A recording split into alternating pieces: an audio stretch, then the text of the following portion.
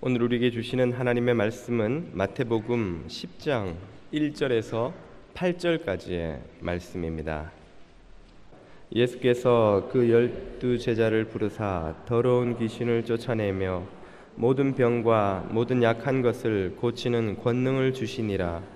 12사도의 이름은 이러하니 베드로라 하는 시몬을 비롯하여 그의 형제 안드레와 세베대 아들 야고보와 그의 형제 요한, 빌립과 바돌로메, 도마와 세리마테, 알페오의 아들 야고보와 다데오, 가나안인 시몬 및 가룟 유다 곧 예수를 판 자라.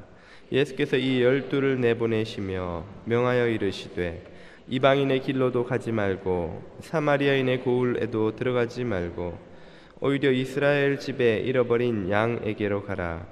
가면서 전파하여 말하되 천국이 가까이 왔다 하고 병든 자를 고치며 죽은 자를 살리며 나병 환자를 깨끗하게 하며 귀신을 쫓아내되 너희가 거저 받았으니 거저 주라. 아멘. 올해 우리 2013년 올해 우리 교회의 표어는 천국을 전하는 교회입니다. 천국을 전하는 교회라는 이 표어는 지난 2년간의 표와 비교해 보면 이제 완성형에 달하는 표라는 걸 알 수가 있죠. 2년 전에 우리 교회 표어는 천국을 누리는 교회였고 작년에는 천국을 세우는 교회였습니다. 이제 올해는 천국을 전하는 교회가 되지요. 천국을 누리고 세우고 전한다는 이 비전은 우리 교회가 이 땅에 존재하는 목적이라고 할 수 있습니다. 올 한 해 저와 여러분이 천국을 전하는 교회 만들기 위해 힘쓰는 한 해 되시기를 축복드립니다. 여기서 말하는 천국이란 예수님께서 이 땅에서 오셔서 전하신 모든 메시지의 핵심을 가리키는 것입니다. 마가복음 1장 14, 15절을 보면 예수님의 첫 설교를 이렇게 소개하죠. 요한이 잡힌 후 예수께서 갈릴리에 오셔서 하나님의 복음을 처음으로 전파하여 이르시되 때가 찼고 하나님의 나라가 가까이 왔으니 하나님의 나라, 천국, 하늘나라가 가까이 왔으니 회개하고 복음을 믿으라 하시더라.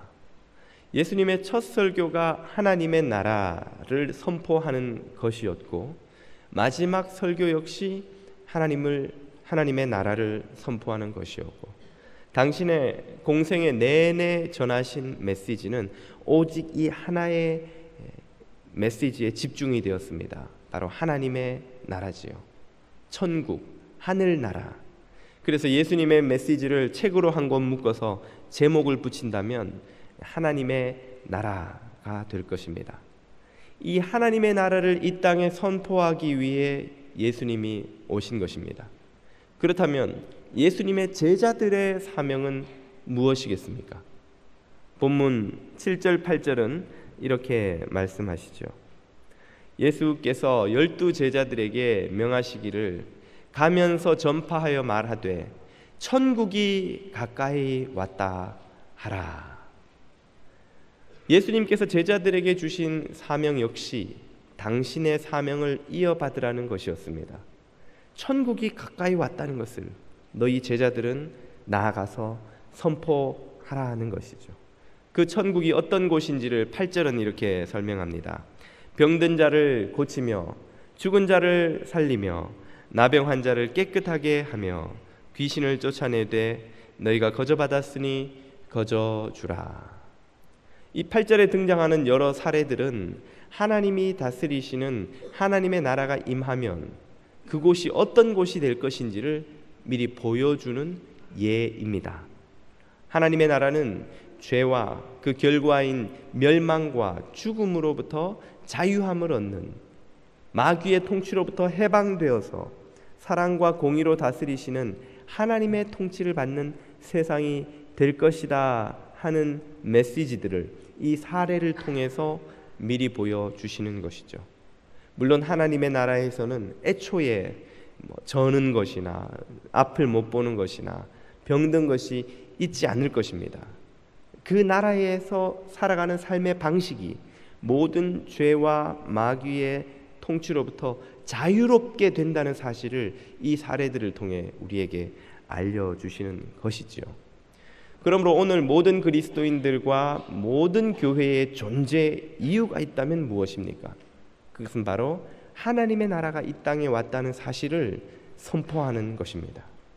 하나님의 통치가 시작되었다는 사실을, 예수 그리스도를 통해서 죄와 죽음으로부터 완전히 해방된 새로운 삶의 방식이 시작되었다는 사실을 온 세상에 선포하는 것, 그것이 모든 그리스도인들의 존재 이유입니다. 모든 교회의 존재 목적입니다. 바로 이 존재의 목적을 깨닫지 못하고 행하지 못할 때 우리의 삶에 불안과 불만족이 있는 것입니다. 우리가 열심히 사는데, 그래서 돈도 번 것 같은데, 높은 지위에도 올라본 것 같은데 마음의 공허감이 사라지지 않고 참된 평안이 없고 만족이 없다면 그 이유는 무엇일까요? 우리가 이 땅에 온 목적을 이루지 못하고 살아가기 때문입니다. 다른 것은 많이 했는데, 부수적인 것을 많이 거두었는데 본질적인 삶의 목적을 이루지 못했기에 마음의 불만족과 불안이 사라지지 않는 것이죠. 우리가 우리의 삶의 목적을 발견하고 하나님의 나라를 전파하는 이 사명에 충성될 때에 우리의 삶에 참된 만족과 평안이 회복되는 줄 믿습니다.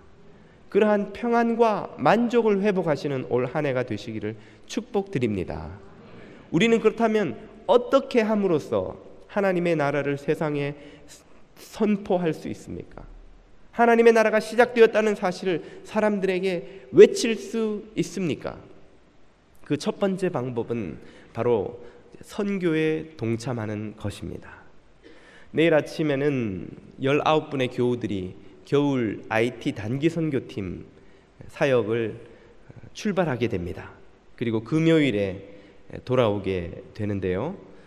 모든 선교 여행이 다 값지고 의미 있는 것이지만 이번 겨울 단기 선교팀의 여행은 더더욱 큰 의미가 있다고 하겠습니다. 이 선교 일정은 교회가 계획한 것이 아니었습니다. 여름 단기 선교를 다녀온 분들이 또 1년을 기다려 다음 해 여름에 방문하는 것은 현지의 현지인들과의 관계를 세우는 것이나 사역의 효율성이 너무나 떨어진다고 판단하고 스스로 겨울 선교 일정을 계획한 거예요. 그리고는 당회에 갈 수 있도록 허락을 해 주십시오 요청을 하여서 이 겨울 선교팀이 조직이 된 것입니다. 처음에 시작할 때는 한 67분 가실 것처럼 이야기를 하시더니 어느새 19분의 교우들이 한마음이 되어서 몇 달간 준비를 한 끝에 이제 내일 출발하게 된 것입니다. 참 뜻깊고 의미 깊은 사역이라고 아니할 수 없습니다. 올해는 작년에 엘살바도르나 IT 사역에 더해서 그 선교 사역의 영역과 규모를 더욱더 키워 넓혀 가려고 합니다. 특별히 우리는 중미나 남미에 있는 나라들에 대한 거룩한 부담감을 가져야 된다고 믿습니다. 우리가 중국이나 아프리카나 먼 나라로 선교 여행을 떠나려면 많은 시간과 비용이 들지만 이 중미나 남미는 훨씬 가깝게 코앞에 있지 않습니까? LA 가는데 5시간 가지만 IT 가는데 4시간밖에 걸리지 않습니다. 미국 내에서 이동하는 것보다 더 가까운 곳에 고통받는 이웃이, 복음을 모른 채 살아가는 이웃이 있다는 것이죠. 그 사실은 그들이야말로 주님이 우리에게 맡기신 사랑해야 할 이웃이요 복음을 전해야 할 땅끝이라는 의미가 아니고 무엇이겠습니까? 이 미주에 있는 한인 교회들은 특별히 중미와 남미 지역을 섬기는 이 사명을 받았다고 저는 믿습니다. 우리 뉴저지 장로교회에 속한 모든 교우들은 그러므로 가든지 보내든지, 가는 선교사가 되든지 보내는 선교사가 되든지 선교사가 되어 이 사역에 동참해야 될 줄로 믿습니다. 제가 바라고 부탁드리기는 평생에 모든 교우들이 한 번 이상씩은 선교지를 꼭 방문하고 돌아오시기를 부탁드립니다. 이번에도 한 교우께서 전화를 주셔서 저도 가도 될까요? 그러면 되지요. 왜 안 되겠습니까? 저는 나이도 적지 않고 특별히 할 줄 아는 것도 많지 않지만 평생에 한 번은 꼭 다녀오라고 목사님이 그러셔서 이번에 더 늦기 전에 가고 싶습니다. 그래서 합류하신 분도 계십니다. 우리가 가든지 보내든지 하는 선교사가 되려고 하면 마음에 부담부터 생깁니다. 목사님, 가는 선교사가 되려면 뭔가 전문적인 기술이 좀 있어야 되는 것 아닙니까? 보내는 선교사가 되려면 돈이 많이 드는 것이 아닌가요? 두 질문에 대한 답은 모두 아니올시다입니다. 아니다입니다. 너무 옛날 말 같군요. 아닙니다. 전문적인 기술이 있어야만 가는가? 이번에 가는 19분 중에서 전문 기술이 있네 하고 할 수 있는 분은 3분의 1도 안 됩니다. 나머지 3분의 2는 저나 여러분처럼 아무것도 특별히 할 줄 아는 것이 없는 그냥 평범한 사람들입니다. 그러나 그분들이 하는 사역은 얼마든지 감당할 수 있습니다. 이번에는 의료사역, 안경사역, 고아원 사역을 세 사역을 나누어서 팀을 나누어서 하게 되는데요. 의료사역이야 전문인들이 할 수밖에 없는 것이지만 안경사역은 뜻이 있는 분들이라면 누구나 서너 번의 강의만 듣고 조금 훈련한 후에 참여할 수가 있습니다. 안경사역은 그 현지인들에게 정말 큰 도움이 됩니다. 그냥 안 보이면 안 보이는 대로 원래 세상은 이런가 보다라고 살던 사람이 안경을 쓰면 새로운 세상이 열리는 것이죠. 세상이 또렷하게 보이게 되고 도저히 현지에서는 비싸서 살 수 없는 그런 안경을 이곳에서 남는 많은 안경들을 가져가서 잘 알을 도수를 맞춰주면 그 현지인들에게 얼마나 큰 도움이 되는지 모릅니다. 게다가 고아원 사역은 그 어떤 전문 기술도 대신할 수 없는 것이 필요한데 그것은 바로 긍휼히 여기는 마음입니다. 어떤 전문인도 어떤 뛰어난 사람도 긍휼히 여기는 마음을 가진 사람만큼 이 고아원 사역을 잘 해낼 수 있는 이들은 없습니다. 그러므로 누구든지 하나님의 부르심에 응답하고자 하는 마음과 그리스도를 닮은 긍휼히 여기는 마음이 있으면 선교 사역에 동참할 수 있습니다. 보내는 사역에는 돈이 많이 들지 않나요? 저처럼 가진 것이 없는 사람이 이 보잘것없는 것을 가지고 어떻게 보내는 사역을 할 수 있습니까? 그러나 우리가 들고 있는 우리 손에 있는 이 작은 보잘것없어 보이는 것들이 주님의 손에 들리게 될 때에는 오병이어의 기적을 일으키는 줄 믿습니다. 떡 5개, 물고기 2마리로 5,000명을 먹이신 기적을 주님은 오늘도 매일매일 일으키고 계시는 것을 믿으실 수 있기를 바랍니다. 작년에도 우리가 IT 선교를 기획했을 때는 예산이 한 푼도 없었습니다. 원래 그 전해 연말에 예산 책정을 해야 무슨 사역이든지 예산 배정이 되는데 IT는 그 연말에 확정된 것이 아니었기 때문에 예산이 없었던 거예요. 떠나는 비행기는 모두 자비량으로 팀원들이 준비합니다만 현지에서 하는 사역은 모두 이 펀드레이징을 하거나 혹은 교회에서 예산 지원을 받거나 해야 되는데 한 푼도 없이 시작한 거예요. 그런데 기대치 않게 IT를 섬기고자 하는 이들로부터 지정헌금이 6만 불이 넘게 들어왔습니다. 그래서 작년 여름 단기 선교도 섬기고 올 겨울 단기 선교까지 그 예산으로 섬길 수 있게 된 것이죠. 의료팀들이 의료 사역을 하려고 기획을 하다 보니까 이 의료팀이 또 돈이 많이 드는 것입니다. 진료를 아무리 잘해도 약을 줘야 되는데 그 약이 다 돈이거든요. 약을 사갈 수밖에 없는데 결산을 내고 보니까 15,000불이 넘는 약을 들고 가서 썼습니다. 그런데 실제로 지출된 예산은 3,000불이 안 되는 거예요. 나머지는 다 어떻게 구했는가? 그 전까지는 몰랐는데 이 선교를 준비하려고 여기저기 알아보다 보니까 의료기관이나 단체에서 이런 봉사나 선교를 목적으로 따로 도네이션 하도록 배정되어 있는 예산이나 약품들이 있었던 겁니다. 그래서 그런데 레터를 써서 우리가 IT에 이렇게 갑니다. 그렇다면 우리가 얼마의 어떤 약품을 무료로 도네이션 해주겠습니다 라는 데가 여러 군데 있었던 것이죠. 그런 곳으로부터 도네이션 받은 약을 들고 가서 지난 여름에도 아주 유용하게 쓰고 현지인들을 치료하는데 큰 힘을 얻었습니다. 우리 손에 아무것도 없어도 주님의 부름에 응답하면 주님께서 다 채워주시는 줄 믿습니다. 오병이어의 기적을 일으켜 우리 손에 있는 작은 것들을 통해 큰 일들을 이루시고, 또 우리에게 없는 것들은 까마귀를 불러다가 물어다가 가져다 주는 그런 기적을 통해서도 채워주시는 줄 믿습니다. 중요한 것은 그 부르심에 순종하고자 하는 마음이지 우리에게 얼마만큼의 돈과 재능이 있느냐가 아니라는 사실을 우리가 깨달으실 수 있기를 바랍니다. 목사님, 저는 정말 땡전 한 푼 없는 사람인데 그런데 어떻게 보내는 선교사가 됩니까? 그런 경우에도 아무 문제 없습니다. 우리가 할 수 있는 최고의 후원, 최고의 보내는 사역이 한 가지 있기 때문입니다. 그것이 바로 기도입니다. 기도의 후원 없이는 어떤 선교사도 열매를 맺을 수 없습니다. 기도의 후원 없이는 어떤 재벌이 후원한다 해도 그 사역에 거룩한 열매를 맺을 수가 없는 것입니다. 그런 점에서 우리 모두는 기도의 후원자가 될 수 있는 줄 믿습니다. 내일 아침부터 금요일까지 새벽 기도 시간을 이용해서 우리 선교팀의 매일매일의 사역을 사진으로 리포트하면서 어떤 사역을 어제 하루 하였는지, 오늘은 또 어떤 기도 제목이 있는지를 나누면서 중보 기도하는 시간을 갖고자 합니다.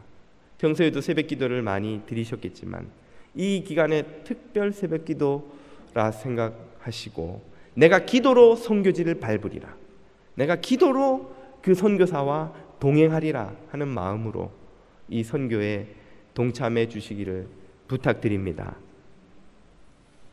올 한 해에는 우리 모든 교우들이 기도와 후원과 참여로 이 선교의 도구를 통하여서 하나님의 나라를 전하는 그런 한 해가 되기를 축복드립니다. 목사님, 저는 기도도 잘 못합니다. 그래도 걱정 마십시오. 우리 진리는 아무 소리 못해도 한마디로 모든 의사 전달을 다 할 수 있습니다. 엄마가 다 알아듣고 필요를 채워줍니다.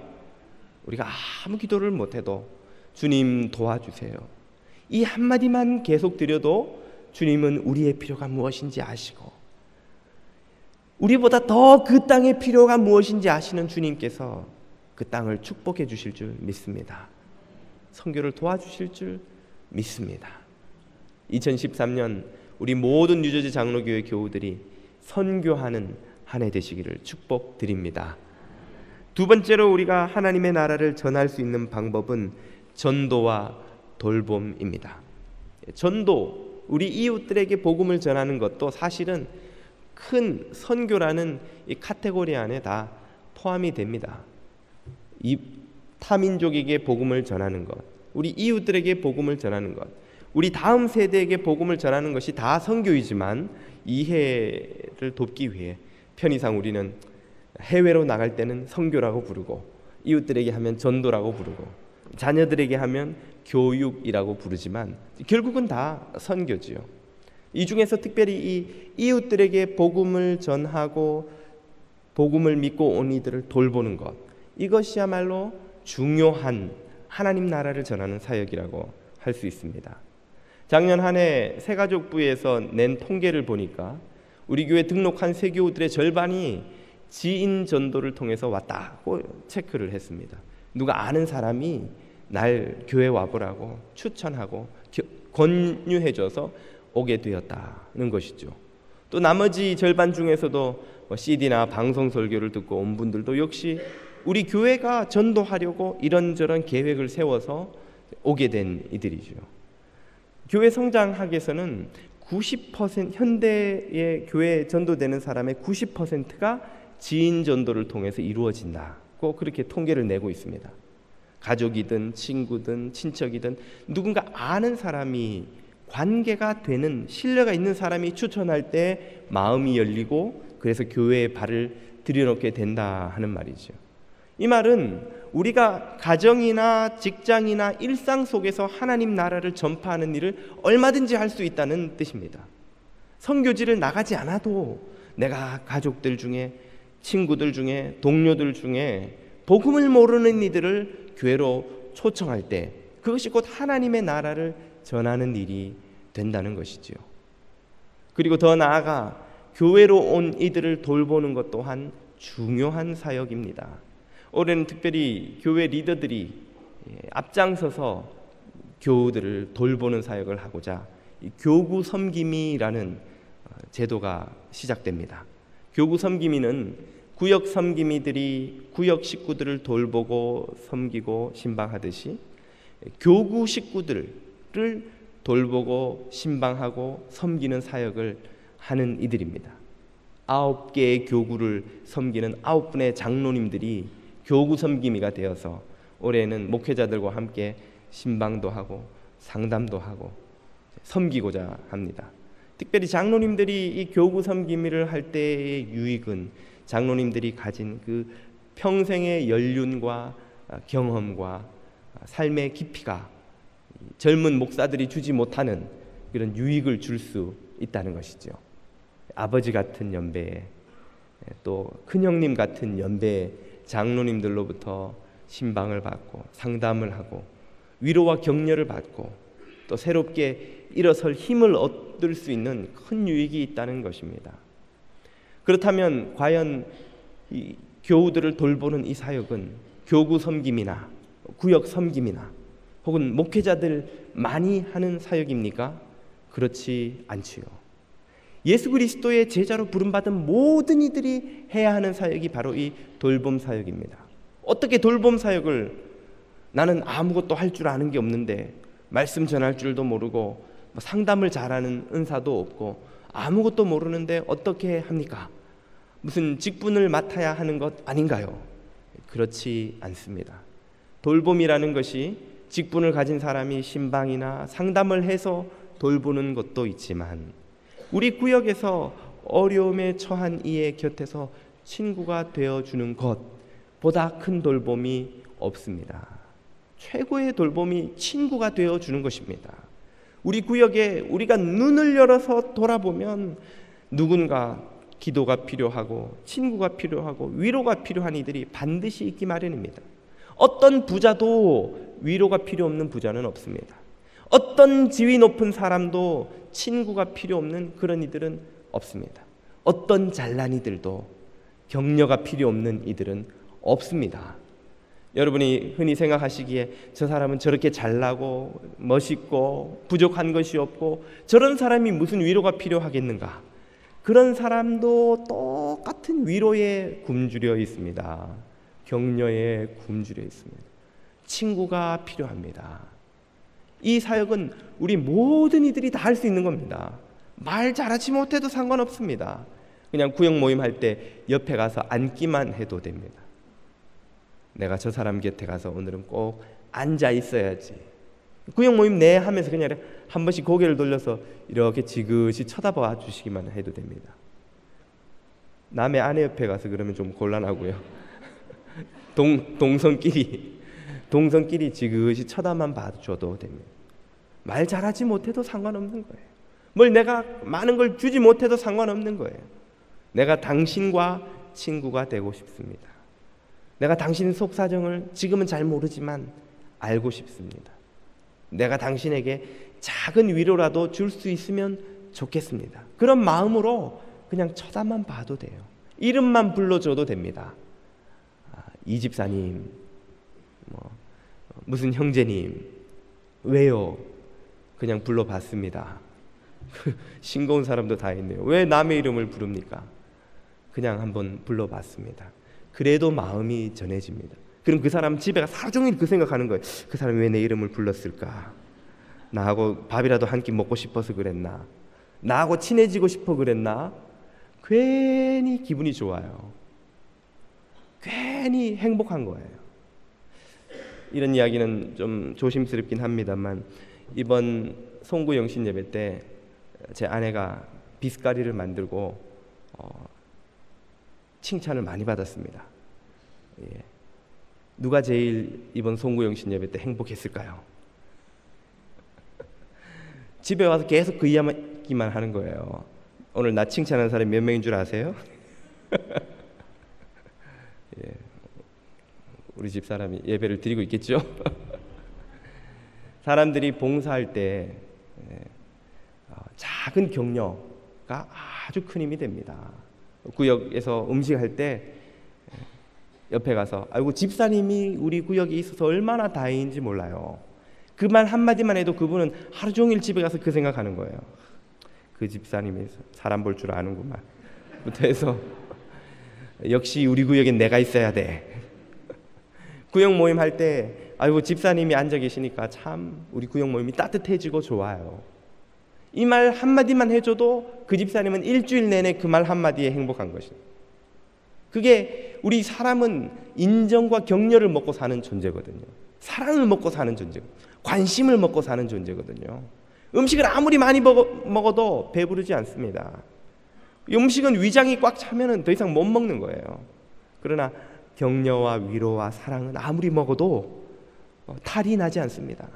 사랑은 많이 먹으면 먹을수록 더 내 안에 충만한 능력이 되어서 그 사랑이 또 옆으로 흘러가게 됩니다. 우리의 사랑의 그릇에 차고 넘치면 흘러가게 되는 거죠. 저 사람은 왜 저렇게 사람을 사랑할 줄 모르나? 그건 접근이 잘못된 것입니다. 그 사람은 지금 사랑의 통에 잔고가 없어서 그런 거예요. 그 사람이 목마르기 때문에 줄 수가 없는 거예요. 그 사람이 사랑을 주는 사람이 될 수 있으려면 어떻게 해야 합니까? 먹어야 되는 거예요. 먹어야 되는 거예요. 누가 저 사람한테 먹여주지? 왜 목사님이 저 사람 안 먹여줄까? 우리 구역장님은 왜 저 사람 못 먹여줄까? 라고 생각하지 마시고 거기에는 어디나 사각이 있기 마련인 거예요. 다른 이들이 보지 못하는 그 빈틈이 있기 마련입니다. 그걸 내가 봤다는 건 무슨 뜻입니까? 날더러 거기를 채우라는 주님의 음성인 거예요. 날더러 그 사람을 먹이라는 음성인 거예요.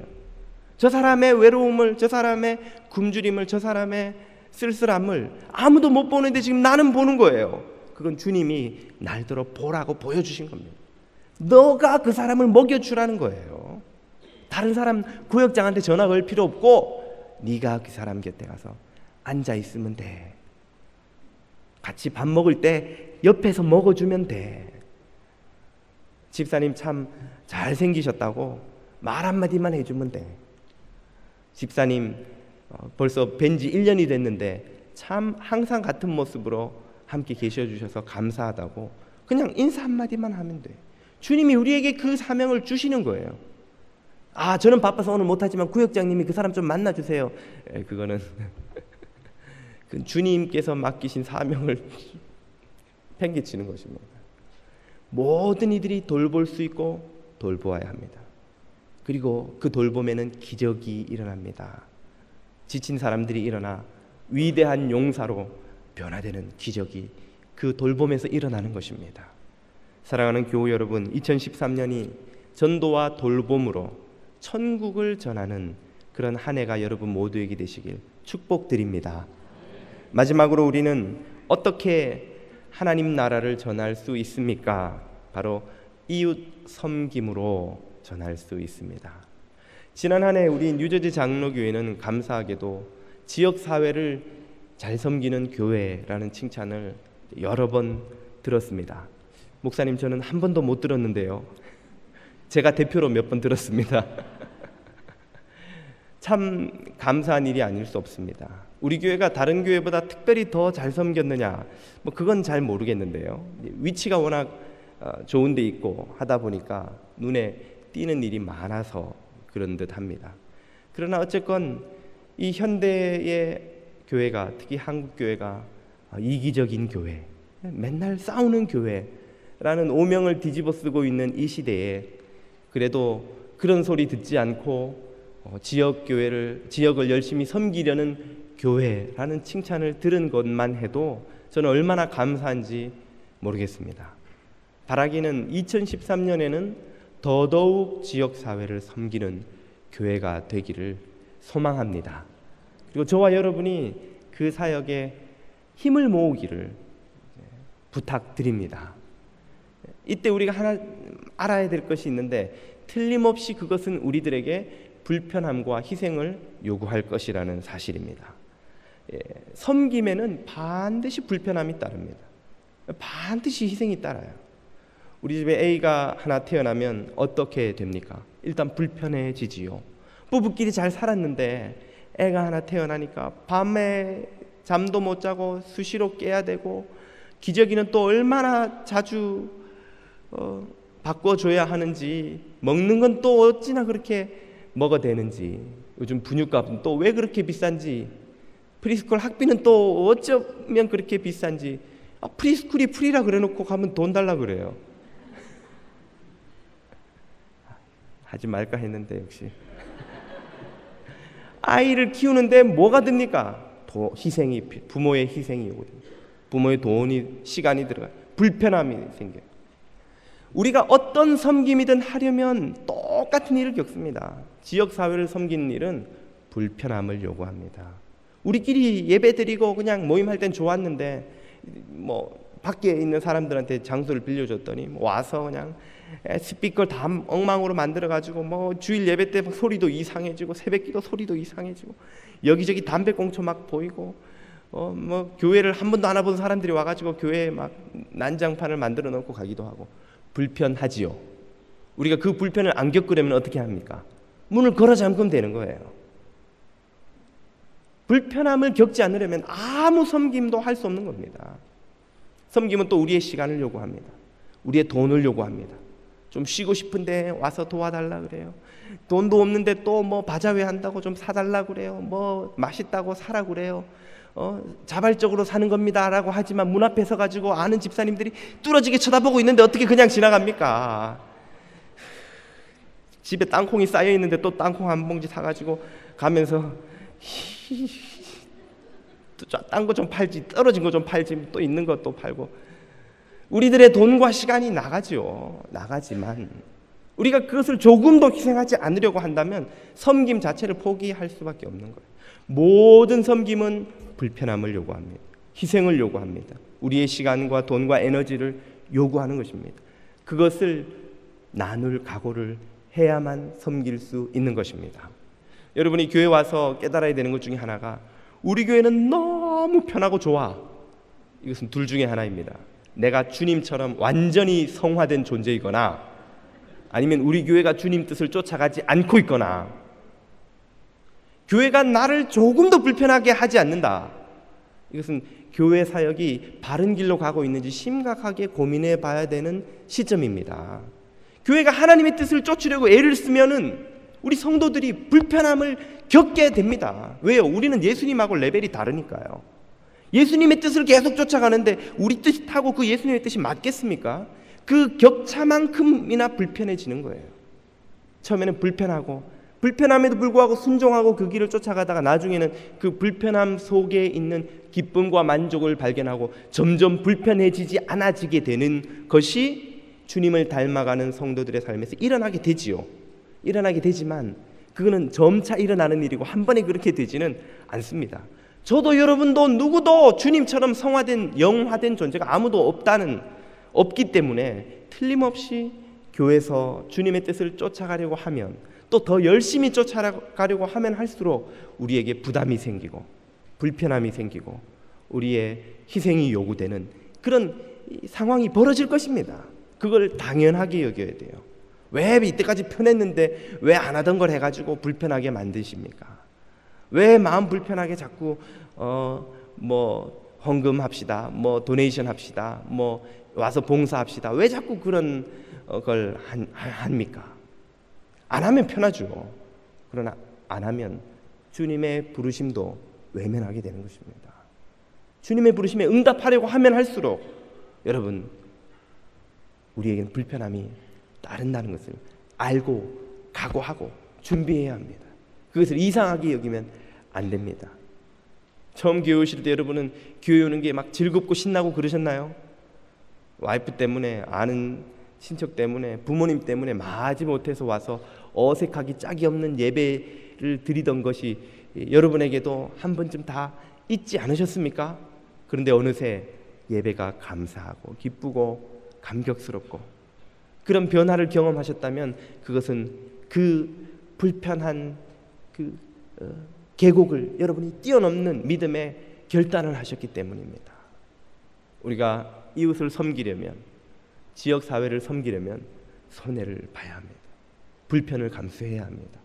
내 마음의 부담을, 거룩한 부담을 느껴야 합니다. 우리가 조금도 불편함도 없이 거룩함도 없이 필요한 만큼 헌금할 수 있으면 저도 좋겠습니다. 그러나 말씀드렸듯이 주님의 수준에 도달하지 못한 이상 우리에게는 부담이 있을 수밖에 없습니다. 그것을 우리가 받아들이고 2013년을 시작할 수 있게 되기를 바랍니다. 주님을 섬기고 이웃을 섬기기로 작정하는 순간 우리는 그 부담도 기꺼이 감당하기로 작정을 하게 되는 것이죠. 물론 모르고 그냥 얼떨결에 시작할 수도 있습니다. 부모가 되는 것이 다들 각오하고 시작되는 건 아니거든요. 목사님 그냥 임신해 버렸어요. 이런 젊은이들이 얼마나 많습니까? 그냥 계획은 아직 안 했는데 하여튼 뭐 주님이 주셨어요. 우리도 그렇게 시작될 때가 많습니다. 이 섬김이 어떤 의미가 있는지도 잘 모르고 그냥 목사가 하재니까, 아는 집사님이 하재니까 그냥 덜렁 따라 나섰는데 하다 보니까 그런 부담이 생기기도 하고 불편함이 생기기도 하고, 그러나 그 길이 축복의 길이라는 것이 확실합니다. 그 길이 축복의 길인 줄 믿습니다. 사랑하는 교우 여러분, 2013년에는 저와 여러분이 더더욱 이웃을 섬기는, 지역사회를 섬기는 섬김의 교회 될 수 있게 되기를 축복드립니다.